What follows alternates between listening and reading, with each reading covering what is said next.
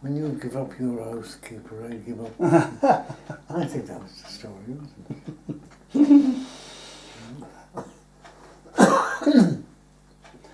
And then, Cross. sorry. Well, you were then up, still there. Mary Kelly, would you've known her? No, I didn't. No. I just the post office. So you would have known the Dowds, Mrs. Gogarty and Janie Dowd, and Margaret Gogarty, wasn't it? No, they weren't there in my time. No, it was late. They weren't. I think they were before that, weren't they? No, weren't they not? No, I think they would have been there. Would they have? Yeah. They could have been living there. Mr. Gogarty, would you? Mr. Gogarty, I remember him. Well, he died before the wife, before Margaret, and Janie Dowd was her sister. Oh. Yeah. Well, I have faint memories of those now. Aidan. Very faint memories. Would you remember the Barnards? Tom Barnard? Mm-hmm. He was postman, wasn't he? Was he? No, I don't think so. No, he wasn't. Tom Barnard, yes, I remember. The name is all there. I remember him. Would you have remembered his wife, Hannah Barnard? No. She was invalided. Well, in later life, I think she had a stroke, and she would have. In my youth, she would have spent a good deal of time in the post office. She was a very lovely person, and but she for recreation she would walk across the road or hobble across the road and spend some time in the post office. Yeah. Oh yes, Tom Barnard. Can't remember Mrs. Barnard.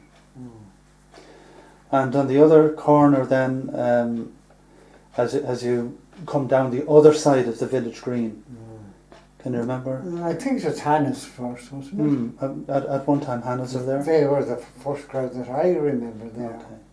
Yeah. And Dunhouse. Well, that was later. In the same, yeah, that's right. Hannah's and then McDonald's and Save few Butterfield.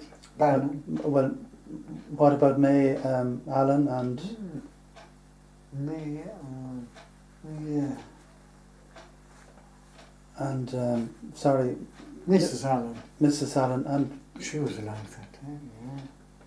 Mrs. Ray used to stay with her. Ray Allen. Yes. In later years used to stay with Mrs. Allen.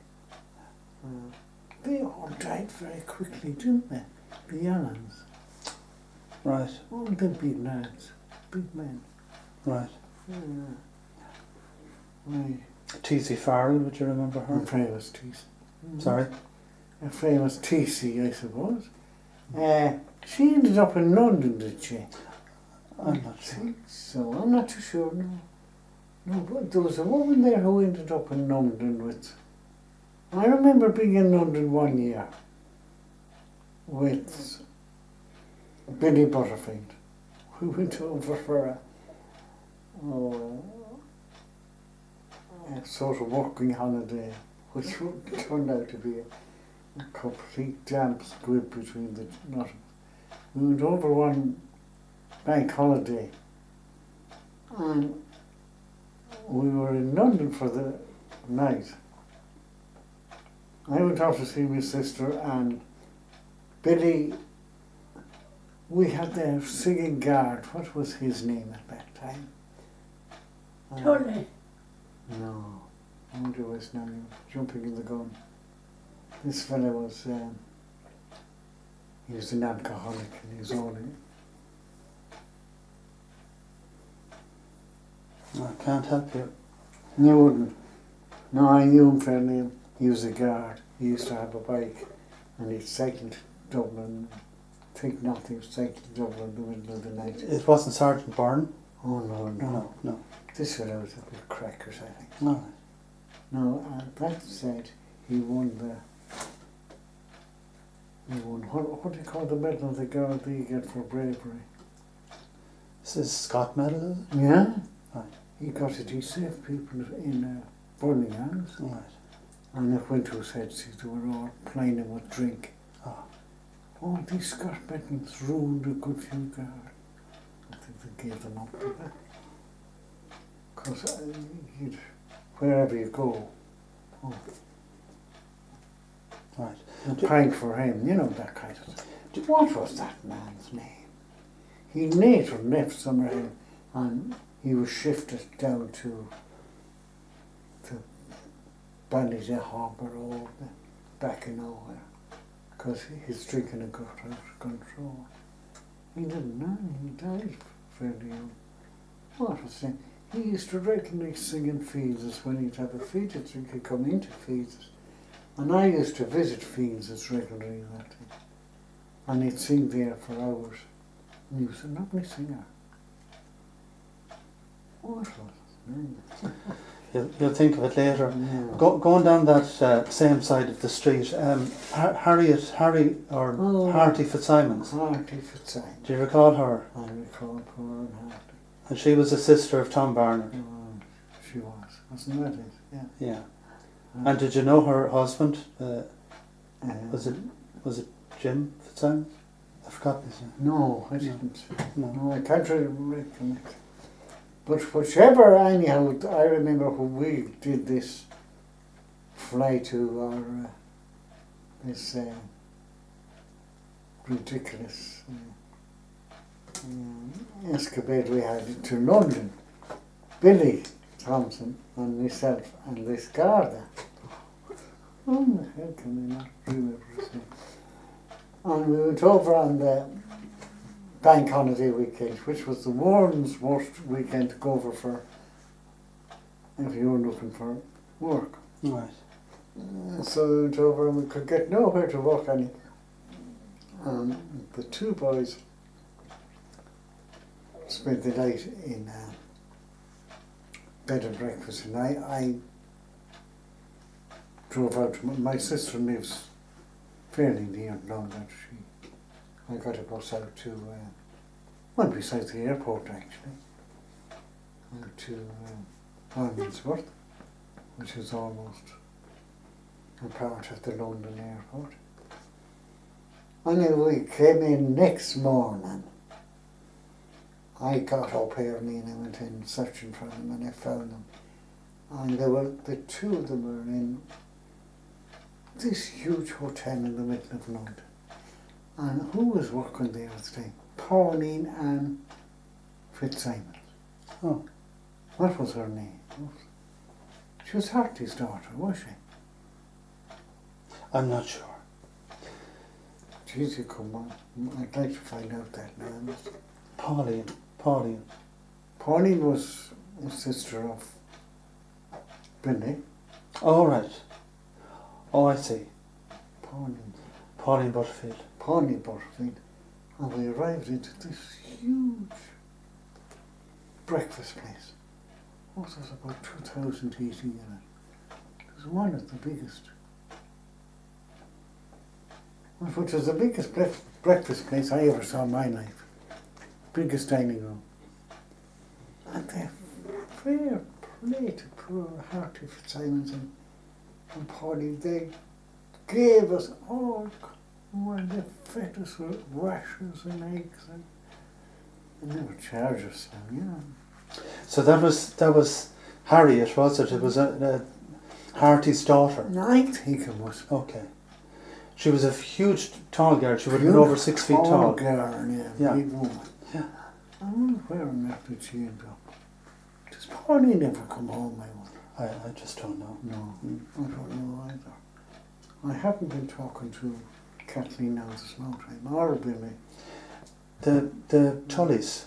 You remember the Tullys? I remember the Tully, Mrs. Tully, and Maureen, the daughter, she's dead. Poor Paddy, the oldest of them that time he's dead. Yeah. And then the Red Tully. Yeah. The fellow we call the Red Tully. Desi. Jesse. And he became a gardener, didn't he? That's right. He's still alive. So, You think he lives in Newtown on Kennedy? yeah, somewhere, yeah. And there's a Brendan as well. Oh, Brendan, that's right. I nearly forgotten. Brendan was Canada for a while, was he? Or somewhere, anyhow. Yeah, he was, but I'm not sure where. No, I don't know what. Oh, Brendan, yeah. The Duffys, would you remember the Duffys? The Duffys, I don't remember too well. No. Pat and Mick. Pat and Mick. One of them was the postman for a long time. Pat and Mick. They were known to have been sympathisers with IRA in the old IRA now. Yeah. Wasn't it they were supposed to have So I believe, yeah. set fire to the beautiful building above, the terrible destruction of a beautiful building for nothing. That was the IRA. What they awful thick people. What was the attitude in during that period, say in the 50s, towards that burning? What was it, a good thing or a bad thing? Kept their mouth shut. Nobody did ever say it. But Most of them now, Mrs. Tom Neal's sister, what do you call her? Mrs. Corrigan. Mrs. Corrigan. She was raging over it. All right. She used to boil every time you'd mention that. Because she had a whole lot of pictures of the lovely building as well. Yes. And her family worked there. They came. probably. Her father actually came as a herd to work there. Oh, that's So you know this story better than I do, but like a great many people would have lost their jobs. they would have lost it. But, you know it.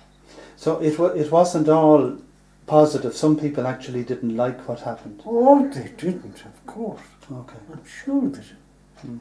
I'm sure Golders or anything didn't like it. No. Only those old teachers now, they were happy enough in those times. That higher age. It was a ridiculous thing. Now we had uncles and everything in it. But I always think that the most ridiculous carry on.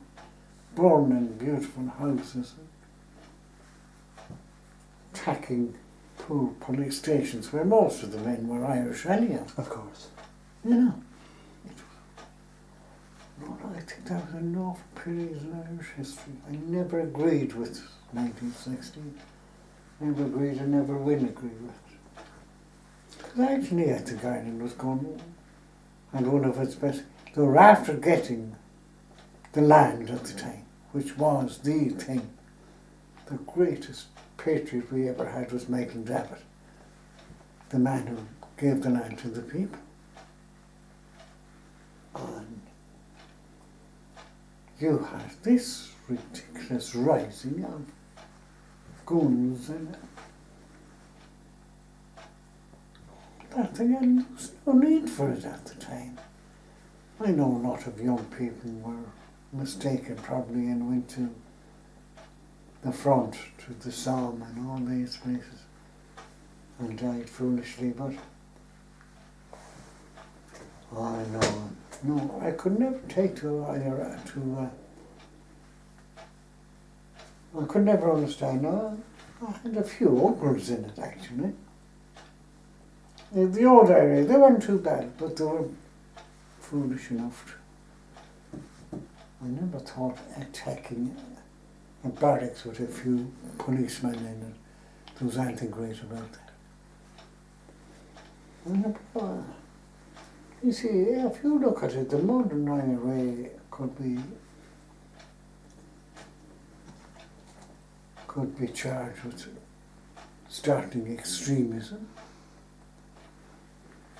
That bombing thing, sure, wasn't it? It started here in the north, and now it's all over the world, placing bombs, you know. Sure. John Redmond, have you any opinions about him? Oh, Redmond, I wouldn't. I had been more or less Republican until I so sort of understood that an awful lot of it was unnecessary. I wouldn't agree now with John Redmond. Well, home rule was Yeah. his big achievement. Yeah, I know it was, but I'm not saying that I agree or disagree with him. I'd take him as he was. He did his best. That's the way I saw it. And But it was an alternative to the guns and the bombs. It was an alternative, and people understood. I didn't myself for years really understand it. I don't think I did. And my understanding of it now is that it was a very foolish escapade, the whole Nile raid business of 1916. I could have really done without it. And I'd nearly safely say that we'd have some kind of a Confederate Ireland now. You know, Sure. you wouldn't have the division here that's in it, with the North Six that are completely cut off, you could say, nearly. No, I don't know.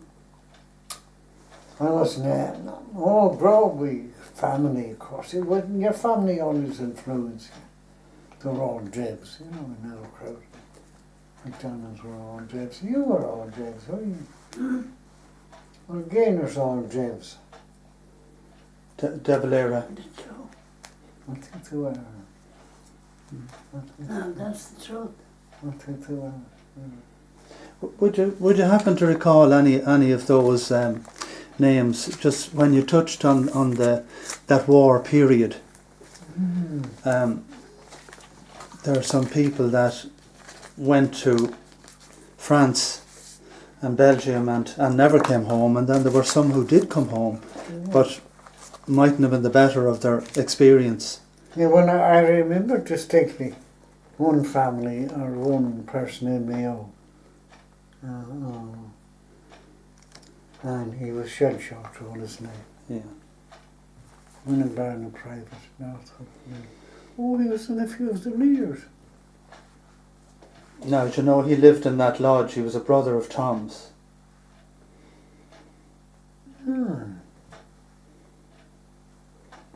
Is that also say? My God. Philip Farn, Private Royal Dublin. Dang, I probably somewhere else. Lee Ennis. Farn, residence, Dublin.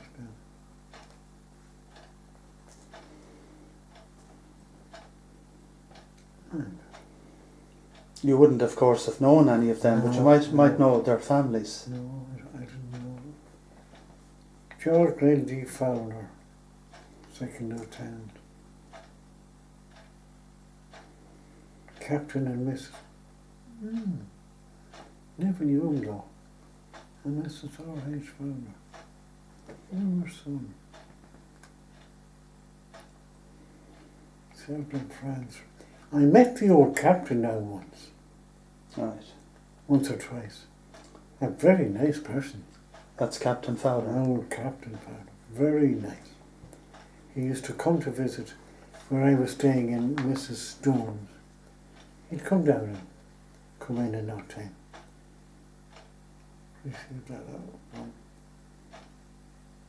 retired army captain, served in France. Died of wounds received at the Battle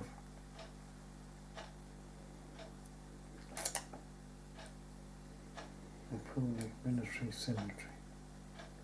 That's where he's buried. Robinson Charles, Corporal Royal. Robinson, son of William and Anna. No. Colonel Snow. God, you're a marvellous person. How do you do it? Your interests. None of them ring a bell? Huh? The families, of course, I mean. No, I didn't know them. Rourke, John Private, Connacht Rangers, Rathmannine, Rathcore, Siegfried Father. Yes, served in France. Killed in action France. Jeez, there was a lot of them.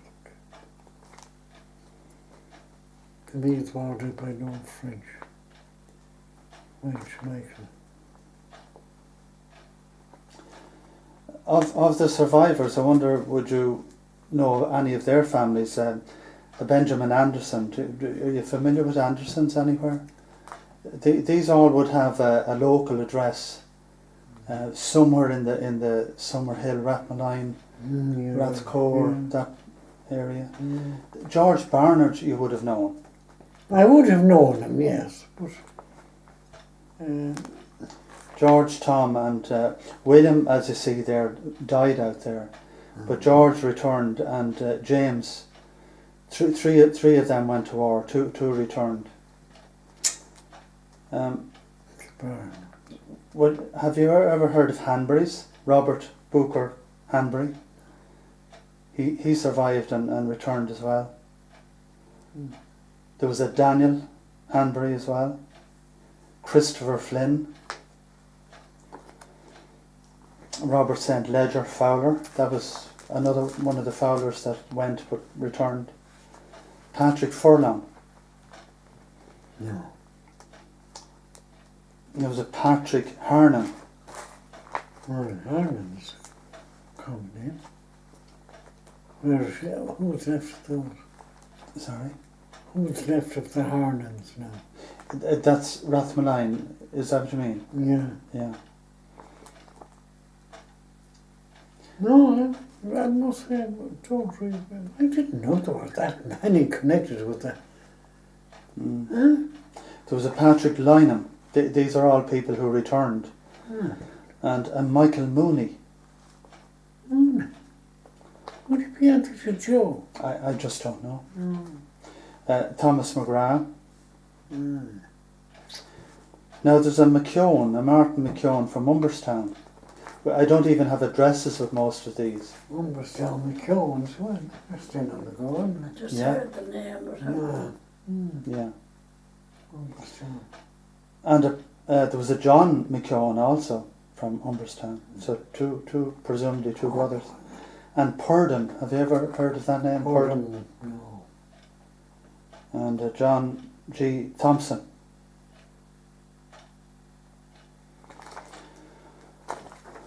No, I'm very few now. Yeah. I'm sorry now. Not at all, no. Even I wouldn't be able to give you much information. No, that's fine. No, all I mean to talk about. It's I wasn't a great mixer anyhow, at any time. Now in Summerhill even, I never bothered much with just outside of fields. I never bothered much with anybody else. sure. Both Barn, Langford of Summerhill, the Langfords. Not good. But I definitely remember Mrs. Corrigan. Oh no, that used to. She gets very upset when she remembered it. And when she showed me all these photographs of that beautiful place, you would say to yourself, who on earth would go and do such a thing? A beautiful thing, a place like Summerhill, to go and ruin a building of such beauty. It was a beautiful building, you know. Yeah, I'm sure you've often seen a photograph of it. It was simply a beautiful building. 100 rooms.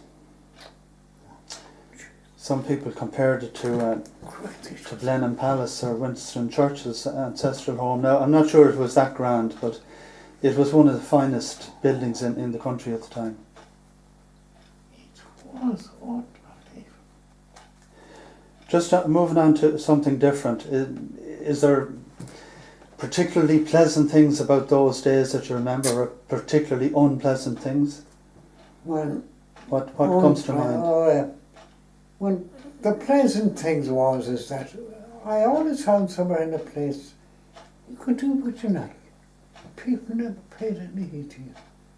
I remember one night, Christmas Eve, Paddy Austin and Jim Nugent went for a skinny dip in the pond there. Yeah, right in front of fields. Oh, sure. But you could do anything that time. Nobody take any heed of you. There would have been cold sober at that time, I'm sure. Oh my God. No, I found most of the people somewhere in were all very. No, Mrs. Corrigan, I'm just beginning to think now why she was so upset, because I didn't know that there were such a number of people who were engaged in that First World War. But it was such. No, the first time I heard it, I didn't take much heed of it. No, but every time that I come to it, I'd say to myself, why do they do things like that? And Owen Harris on the Independent is bringing a bit of common sense to Irish history too, I noticed lately. I agree. Isn't he? Yeah. He is. He's coming up with this. There were only thugs, half of them. So they killed Protestants and everything going over and down the south. And now that said, I'd say this much for my family. The two of them were in the IRA, they were on their own. My grandparents were threatened with being burned to the ground a few times. And that's recorded out there somewhere in the O. My uncle was a flying captain of a flying column. Now, when the war was over, he took the deaf side, and a neighbour of his took the other side. Now, I didn't see that. That was in 1920s. In 1941, I came to live in somewhere, or in Strayed, around where my uncle lived. And of course I heard of the division. They used to look at one another even. Those two families, McDonald's and Shearns. And that was because of that. Yeah. Then, whatever inspired me, one day he was in the children's. One day he was passing by Mrs. Sheeran, kept a little shop the same as my aunt, and he went in and he says, "How are you, Mrs. Sheeran?" And he shook hands with her. And he came out and he met the son of it, Johnny Sheeran, and shook hands with him. And they became the best. But there was no wonder he'd become the best of friends, because the Sheerans were lovely people. I became very fond of Johnny Sheeran afterward. You know, it was strange, Sure. the things that happened. You couldn't believe someone. But I never forget that, how my uncle changed from being such a bigot about the whole lot of it. And it was certain impulse he told me afterwards. No, he says, now he was man of little words, my uncle was, and man of little words. And the old parents did go through it, because there was a black and tan group in Castlebar, and they travelled up and down every day by my great-grandparents' old house. And my grandparents' old house, I mean. And they were always on the lookout for them, for my uncle and the two men. But they'd be always gone, somebody'd always tipped them off when the soldiers were coming. Yeah. But it's recorded down there, or the photograph of it, where I think where they took they came to the house. It was an old time thatched house. And the black dance came along. And the new tenant bring out a bunch of straw, made a big fire out of it. And he says, now when you tell me where they are, and he'd stand under the thatch. You know. Oh my God. No, they suffer things like that. But my uncle, he never hated anyone. He just, you know, he took it as it was part of what happened. And, I don't know, they were good people, that. No, my grandmother was different. She'd go through it. She'd take nothing from anybody. You know, all the different kinds of it. But, no, they had a photograph there, one of my relations. I wonder why did all these things on the family heirlooms disappear, because there were so many deaths in our family so quickly there for a while. My uncle's, and my uncle up in the north, he was up in Pat McDonald. He was up in Tyrone, and he was married to a girl from Tyrone, who was named Hart, by the way. They're all Harts up there. And on the day that Sinn Féin won the 18,000 one, or the huge time they won the huge surplus of seats, he was pictured in the Independent carrying a tricolour in, what's the name of the little town? I forget. Oh, that picture there. Now I could get that picture in the records from those times, I'm sure, still in the Independence. Oh yes, of course. Yeah. Mm. No, I had the picture at home of it.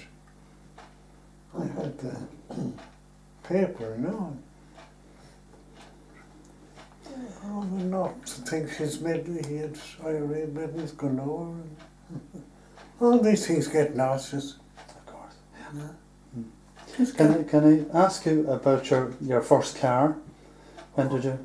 Oh, my first car was a present from Fair Play from her father. Oh. That man there. It was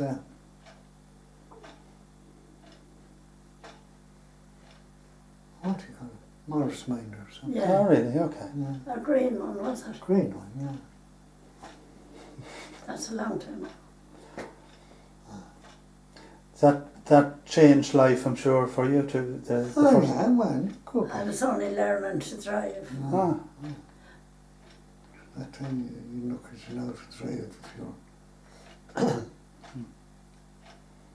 No, she had an uncle one time who learned how to drive when he was about nearly 80. Oh. Brave man. Living up in Mick Gaynor. Nick Gale. He used to live up in Rathmannine there on the way to. Do you know that famous pub up there at the Bogans. Bargains? Oh yes. But it's on that road down there. So Mick used to, his sister-in-law came home from England. They bought a place down Rathmannine. Mrs. Gaynor, she was married to America. from America. And he bought this car anyhow when he was around 8. And every Sunday night he'd go to visit the sister-in-law. And he'd sit in the car and off he'd go down. How he wasn't killed or how he didn't kill about 20 I don't know. he turned into off the Rathmore Road on the way down towards Portsmouth. She lived in Tramon. She lived in Tram. He turned in, never gave a sign. And then I'd always said, oh, why didn't you put out? I don't know, for God's sake, don't they know where I'm going? Well, I thought it funny. He may have taken driving lessons from Father Moore. But I'll never forget it. Didn't they know where I was going? Yeah. Oh, it shows that the times that we're in. Oh my God. Did you come across any of the famous people in the Summerhill area when you were living there? You say like the Langfords, for example.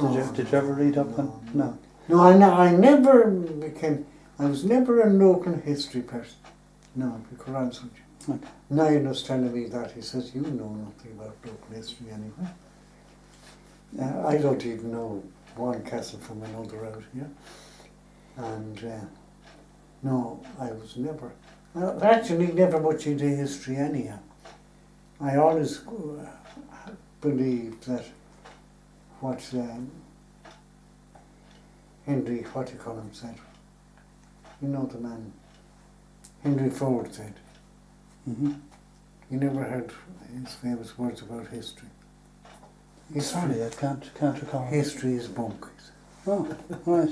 And I always believed. Well, he was planning for the future, of course. So. History is bunk. Mm. And I did it as a subject in the leaving. And we used to do ours in Irish now, by the way. But that was beside the point, it's still the same history. And I never took to history. In no time I got very interested in a programme there now. Going back, there's some English historians there who are quite good. They do nothing. What's the latest thing I saw there now? Not too long ago I saw something very, very about English history. Yeah.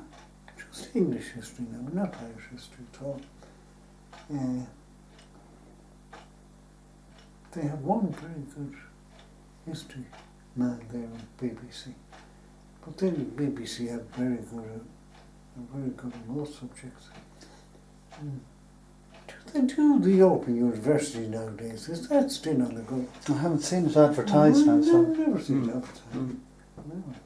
When you were doing your round of the Green there, you mentioned Tom Fields, but you didn't. I know you spent a little while over the years with him, and we both know he was a character. Have you any story or any recall? Oh, well, sure. The only stories that you'd had from him was that he always was a good humour, except, now there was an exception, believe it, when he had a few pints taken, he was a different person altogether. I didn't like Tom Fields when he had drink taken. He became aggressive and lost his sense of humour. Oh. He was a different person altogether. But how many stories would he tell you about his area, about and he had a feast of stories about all the characters. He was that type of person who could remember a story and who could tell a story, which is more important. He had a great skill at telling a story. Well, that's why I never can have a story, because I could never really tell one. I never had a pitch for a story. But Fields could tell a great story. If he tells you a story now, you could wait for the bottom line, and it would be worth waiting. Always. No, that said, no, again, just to say, to be fair to the man, I could never understand how somebody who was such a nice person could become such a different person completely when he had drink take. Became completely aggressive. It didn't suit him, he said. Yeah. So it must be true that alcohol doesn't suit some people. Ted Smith, another big man in a manner of speaking. Well, in a manner of speaking, and maybe over people might have made too little of him. He wasn't that bad. He loved this idea that he might be a footballer someday. Mhm. He used to take me down to the field, in Shaw's field, and make me kick high balls into him Really? so that he'd catch them in and around the square. I offered him to do that for to buttress up his ego, his ego. And he was probably as thick a person as you could meet, in many ways. He had no culture of any kind. Now, why she kept him, because all she wanted was a clean house. And she was a lovely person. I always thought she made a mistake in keeping him. Trixie, you know. Sure. They're all dead, aren't they? They're all known. Ted and the wife. And the wife is there too, strangely enough. Oh, where did they move to? No, where? It was Summer Henry. They built a Oh house. yeah, the bungalow. Yeah. They had a son there, hadn't they? I don't know. I think he was adopted or something, was he? I don't think so. I think it was in. No, was it? I think so. Actually, Yeah, he was a very, very nice chap. Thank you. Yeah. But he was. He had no culture of any kind. There's no doubt about it. And then there are times I more or less say to myself, oh, she's probably knows no better. You know, that kind of a person. But it could be very. And he was as mean as dishwater.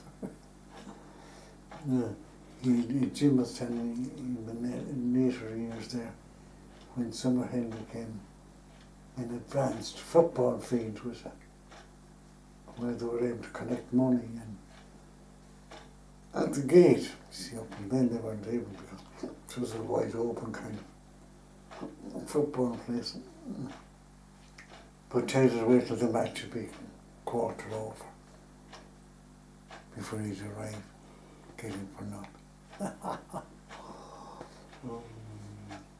The village itself in the 60 years since you came, there's been huge changes with the new estates and all of that. I'm sure there is. And maybe 4 times more people there now than there was when you came. Probably must be. Is there anyone when you out there said? Well, most of the people. Yeah. Yeah. Most of them are like now. There are quite a number. Do you know, you've been very, very kind to do this, and future generations will appreciate your talk. Both of you. Thank you very much. Want future generations appreciate you. You're Oh, a marvellous young I man. don't know about that. You're a marvellous man. But it's much appreciated. Thank you very much. Oh, yeah.